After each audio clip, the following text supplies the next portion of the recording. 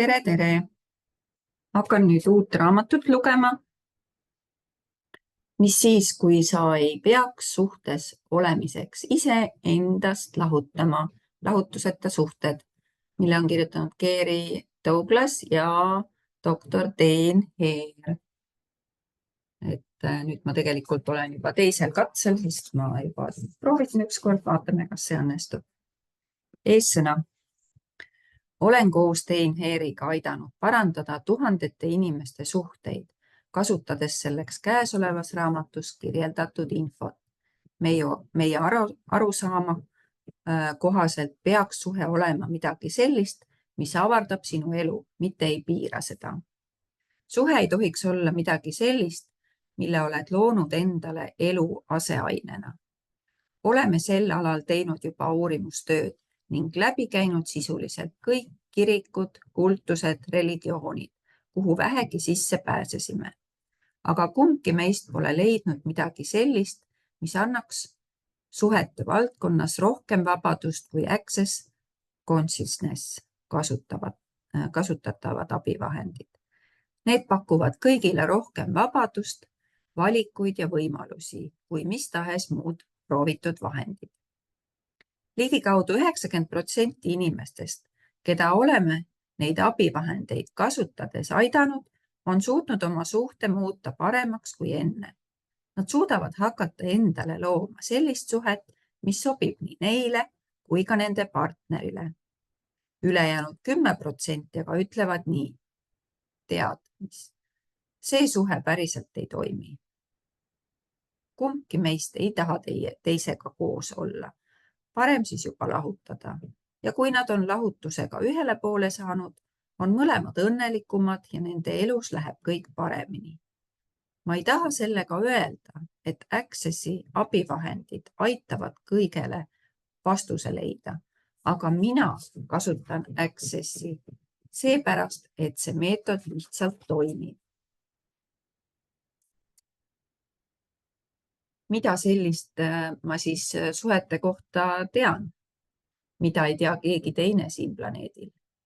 Mis teeb minust selle alal asjatundja?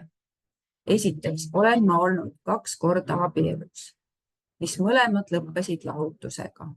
Osaliselt olin abielude lõppemise põhjuseks see, et ma olin romantik ja arvasin, et kui kedagi piisavalt armastad, siis laheneb kõik lõpuks hästi.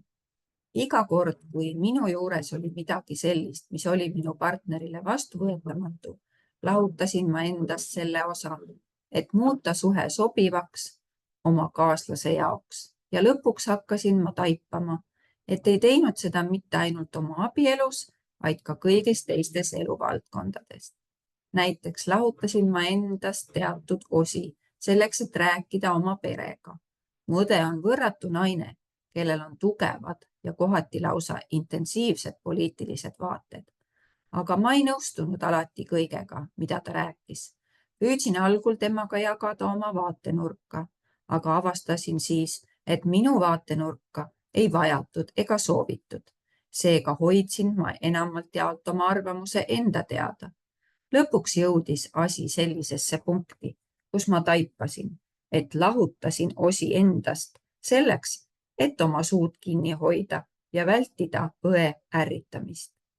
Enam ma seda ei tee.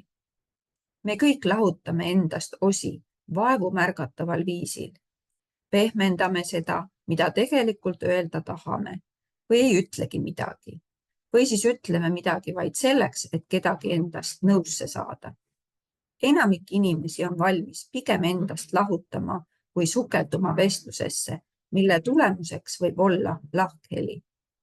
Mis siis, kui oleksid valmis alati jääma iseendaks ja väljendama oma vaatenurka, ilma et üritaksid näha kellegi teise vaatenurka või õiget või valet, sealhulgas ka iseenda oma. Oleksid võimeline ütlema, olgu, tead mis, ma ei pruugi küll sellega nõustuda, aga kas ta tegelikult eksib? Ei. Kas mina tegelikult eksin? Ei, see on lihtsalt üks vaatenurk. Kas selline suhtumine võiks su elust kõrvaldada osa traumat ja draamat? Iga kord, kui lahutad endast mõne osa või kahtled, kas sinu vaatenurgal on mingit väärtust, siis alahindad sa ennast ja jätad mulje, nagu oleksid tühi koht. See ei aita sul end tunnustada ega näha enda väärtust. Mis siis, kui hakkaksid nägema enda tõelist väärtust kõigis loodud suhetes? Iga kord, kui mõtleme endast kui millestki väärast ja enda arvustame, otsustame seeläbi, et meil pole mingit väärtust. Mis siis, kui sinu väärtus oleks palju suurem kui see, mida ise näha suudab?